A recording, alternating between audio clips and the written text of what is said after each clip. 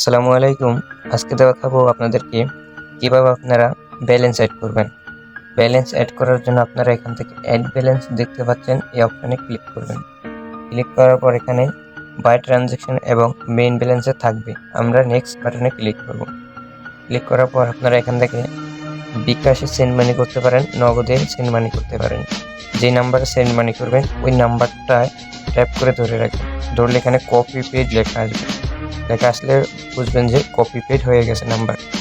তো আমরা এখন বিকাশে চলে যাবো। অ্যাপসটি ওপেন করার পর আমরা আমাদের পেন দিয়ে বিকাশ অ্যাপসের মধ্যে ঢুকবো। ঢুকে আমরা এখানে দেখতে পাচ্ছেন সেন্ড মানি অপশন। এই সেন্ড মানিতে ক্লিক করব।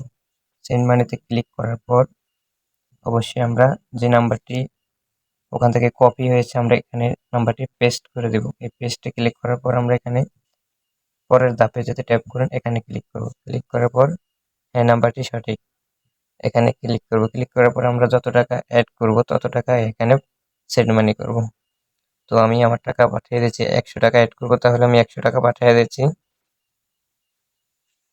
পাঠানোর পর এগিয়ে যান এই অপশনে ক্লিক করব। ক্লিক করার পর আমরা এখানে আমাদের পিন নাম্বারটা দিয়ে দিচ্ছি।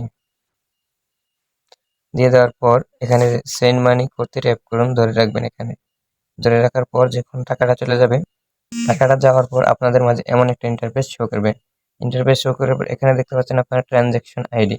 এই ট্রানজ্যাকশন আইডিতে এখানে কপিতে ক্লিক করবেন। এই যে কপি হয়েছে, তখন আপনারা চলে যাবেন অ্যাপসের ভিতরে। যে ট্রানজ্যাকশন আইডিটা কপি করেছি সেটা এখানে বসিয়ে দেব। আমাদের কপি করা ট্রানজ্যাকশন আইডিটা এখানে পেস্ট করে দেব।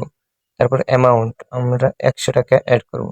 আমার পিন নাম্বারটি দিয়ে দিচ্ছি, 1111। দেওয়ার পর এখানে অ্যাড নাও দেখতে পাচ্ছেন। এই অ্যাড নাওতে ক্লিক করার পর আপনারা দেখতে পাচ্ছেন পেমেন্ট সাকসেসফুল অ্যাড। এখানে পেমেন্ট সাকসেসফুল অ্যাড আসলে আমার ভাববেন যে আপনাদের টাকা অ্যাড হয়ে গেছে। এই ছিল আজকের ভিডিও। সবাই ভালো থাকবেন।